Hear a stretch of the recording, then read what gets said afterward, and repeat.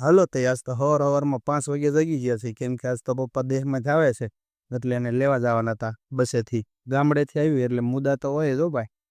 Good morning બધાને. આ બાજુ તો પિનલ ભાખરીને એવું રેડી કરતી હતી અને બીજી બાજુ ચા બનતી હતી અને ગામડેથી આવેલા મુદ્દા ભાભી હરખા કરતા હતા ને આપણે પાછા જમવા બેસી ગયા કારણ કે જાગ્યા હતા થોડાક મોટા. એટલી જ વારમાં ખાઈને ઊભા થયા ત્યાં તો ભાતોય મુકાઈ ગયા હતા બપોરના દાળ ભાત. અને બીજી બાજુ પિનલ દાળને રેડી કરતી હતી ત્યાં તો દેવમ ને એ આવી ગયા હતા પેંડા ને એવું લઈને. લાવીને સીધા જ બેસી ગયા પેંડા ખાવા તો સાલુમાં. એક બાજુ દેવમ પેંડા ખાતો હતો અને બીજી બાજુ હું દાળનો વિડીયો ઉતારતો હતો. ગરમા ગરમ દાળ બનતી હતી. દાળ ભાતનું કામ પૂરું કરીને પિનલ પછી ઇસ્ત્રી કરવા બેસી ગઈ અને મમ્મી પાછા કપડાને એવું રેડી કરતા હતા.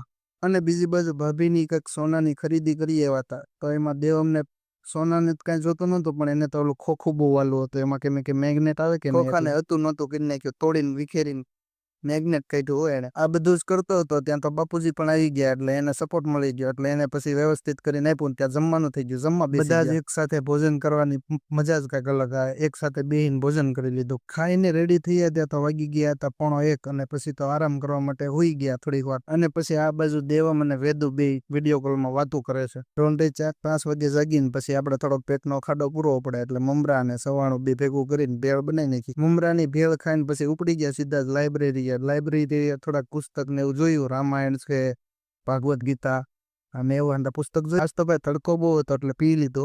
ઘરે પહોંચ્યો તો દેવમ અને મમ્મી બે સેલ્ફી લેતા હતા ખોટું. અને બીજી બાજુ દૂધ વાળા આવી ગયા એટલે પછી દેવ દૂધ દેવા જતો હતો. પછી પાછો એ મુદ્દો લઈને આવ્યો કેમ કે એને કાલે દેશમાં જવાનું છે વેકેશન કરવા. પછી ઘડીક બધા ભેગા થઈને બેસી ગયા ફેમિલીમાં અને પછી ટીવી હારે થોડીક માથાકૂટ કરી.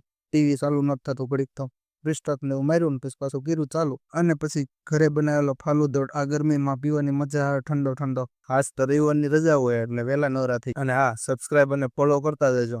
આજનો વિડીયો આટલો જ છે. આવજો બધા.